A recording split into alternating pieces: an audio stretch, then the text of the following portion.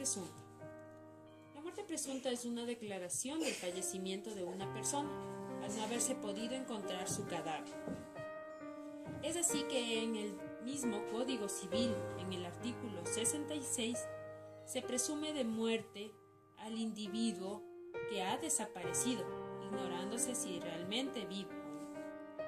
En este aspecto se verifican ciertas reglas de acuerdo a la muerte presunta. En la misma que se estipula como primera instancia que la muerte presunta siempre debe ser declarada por un juez.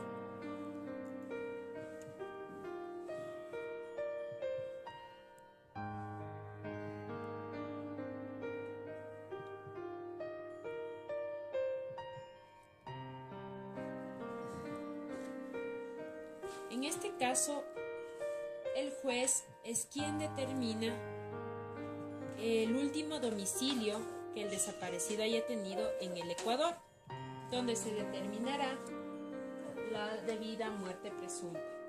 En este caso, se debe justificar el desconocimiento del paradero del desaparecido, pero deben haber transcurrido por lo menos 2 años de su desaparecimiento para tener cómo realizar la muerte presunta.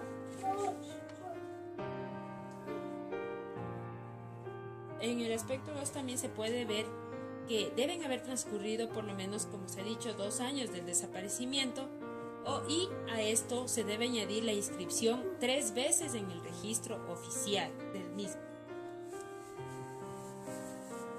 En cuanto a la declaración, podría ser pedida esta por cualquier persona que tenga interés por hacerlo, siempre que se hayan transcurrido 3 meses después de la última citación. Adicionalmente, el juez fijará como día presunto de la muerte el último del primer año, contando desde la fecha de las últimas noticias de la víctima. Al determinar guerras, naufragios, peligros y transcurridos 6 meses, el juez fijará como día presuntivo de la muerte el día de la acción de dicha catástrofe, donde se dio la catástrofe del terremoto, uno de los más grandes en la década del Ecuador actual, y en la que se desaparecieron algunas personas. En esta instancia se tomó la fecha de presunción de su muerte como este día, el 16 de abril. Ahora vamos a hablar de lo que es la transmisión. En cuanto a la transmisión, es el paso de los bienes o acciones desde una persona natural a otra persona natural o jurídica.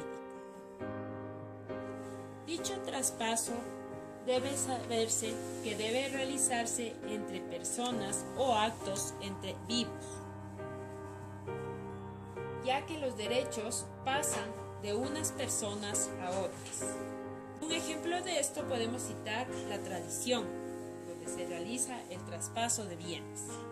En otro aspecto también tenemos lo que es la transferencia, denominada así porque es el traspaso de bienes de una persona difunta hacia una persona viva, por lo que estaríamos diciendo que es lo contrario de la transmisión que anteriormente se había mencionado.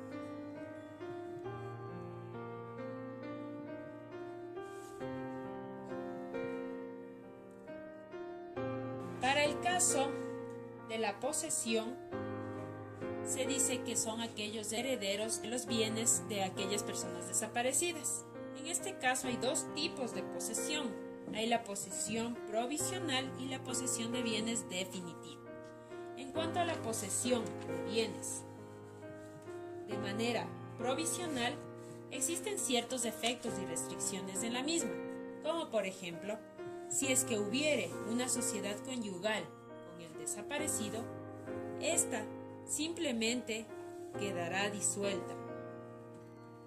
Así también, si es que hubiera un testamento, se deberá realizar su apertura y la publicación del mismo. Y como tercera instancia, también se dará la posesión provisional si hubieren herederos presuntivos. tomándose como herederos presuntivos a los testamentarios de los bienes y acciones del desaparecido. Sin embargo, cabe recalcar que los poseedores tienen obligaciones. Los poseedores provisionales, en cuanto a que ante todo tienen que realizar un inventario de los bienes del desaparecido, y en el caso también tendrán que revisar y rectificar con la misma solemnidad el inventario que ya existiera. A su vez, ahora hablaremos de la posesión definitiva.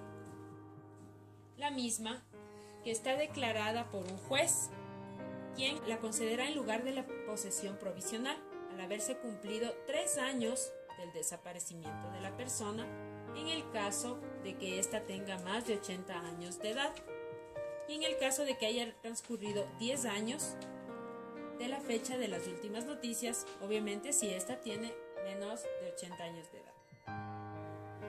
Así, se puede también decir que en el caso de realizarse una posesión definitiva, la sentencia no tendrá validez si el desaparecido volviera.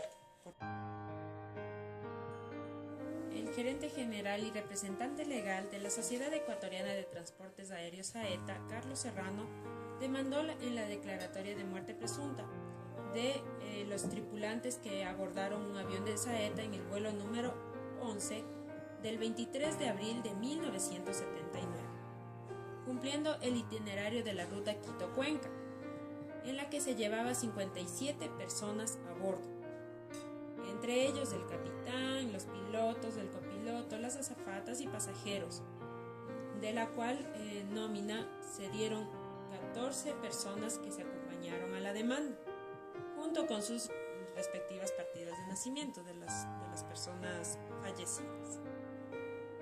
En la demanda, obviamente, se afirma que la compañía generó un trabajo de investigación para poder localizar a la aeronave que estaba perdida, siendo pero hasta la fecha totalmente desconocido el paradero de los desaparecidos, por lo que se estima que ellos habían fallecido. En esta instancia, de acuerdo al artículo 66 del Código Civil, se pide que el demandante disponga, por medio del registro oficial, conforme a la ley, y que se cuente también con los agentes, con una de las personas, el agente fiscal, que era del lugar, además de la práctica de otras diligencias que tienen que ver con el proceso judicial, en el cual se aborda que dentro del registro oficial, también dado por la prensa en uno de los diarios de mayor difusión, tanto en las ciudades de Quito como Cuenca, se estipulaba en el artículo 67, igualmente de acuerdo al Código Civil, lo que es las publicaciones. Asimismo, se dispone que dentro del caso lo llevará el juez octavo de lo civil de Pichincha y también el fiscal primero de lo penal. En esta instancia se dio las disposiciones legales citadas por quienes demuestran el derecho de la sucesión de cada uno de los desaparecidos. Esto de acuerdo a lo que es el artículo 71 y 77 del Código Civil. En cuanto a la posesión definitiva de los bienes que les corresponden por efectos legales a sus familiares. En esta instancia hubo un recurso de apelación por parte de la señora Zoila Valencia de Nader y su hija que la acompañó, luego Nasira Soraya Nader, en calidad de la hija del desaparecido, en donde se subió el juicio a la tercera sala de la Corte Superior de Quito, tribunal en donde se hicieron los debidos trámites procesales, el 2 de septiembre de 1982. En este accionar se desechó el recurso de apelación de dichas personas y se llevó la sentencia no ejecutorial, sin que sea esta pertinente de pronunciamiento. Como tercera instancia también se llevó el recurso interpuesto por Leticia Valencia de Nader, que era la esposa del desaparecido, y su hija Nasira Soraya, quienes se radicaron en la segunda sala, ¿no? En el 4 de noviembre de 1982. En este proceso no hubo omisión de solemnidad sustancial, por lo que en este caso se lleva los siguientes pasos. Como primer punto, se llevó que el presente juicio, observando los artículos 66 y 67 del Código Civil, se dieron a conocer publicaciones en las ediciones de los diarios El Mercurio de la ciudad de Cuenca y también el diario El Tiempo, siendo uno de los principales en la ciudad de Quito para ese entonces, tal como lo dispone el artículo 67 del Código Civil. Como segunda instancia, se realizaron también diligencias para averiguar en dónde se encontraban los desaparecidos y de acuerdo a las últimas noticias que se dieron, se tuvo incidencia de 2 años de desaparición que llevaba la fecha desde el 23 de abril de 1979, día en que sucedió el accidente, hasta el 25 de mayo de 1981. En el tercer caso, también se debieron haber cumplido 2 años desde que se tuvieron las últimas noticias de esta aeronave donde viajaban los desaparecidos.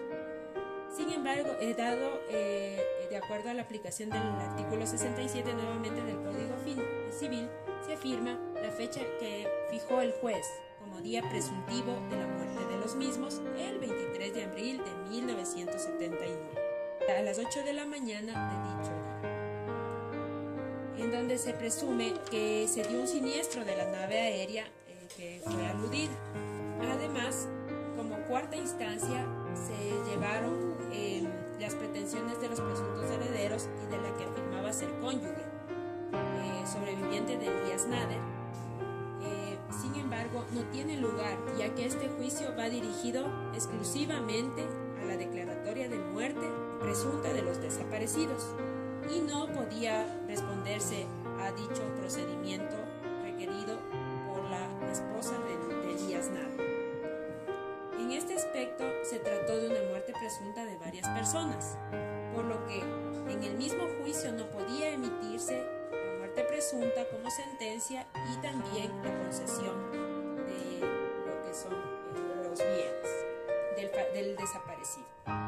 Como última instancia se dio, de acuerdo a los artículos 349 y 350 del Código Civil, se afirmó el fallo del Tribunal Inferior y se declara la muerte presunta de los desaparecidos de la nómina que se anexaba en la demanda,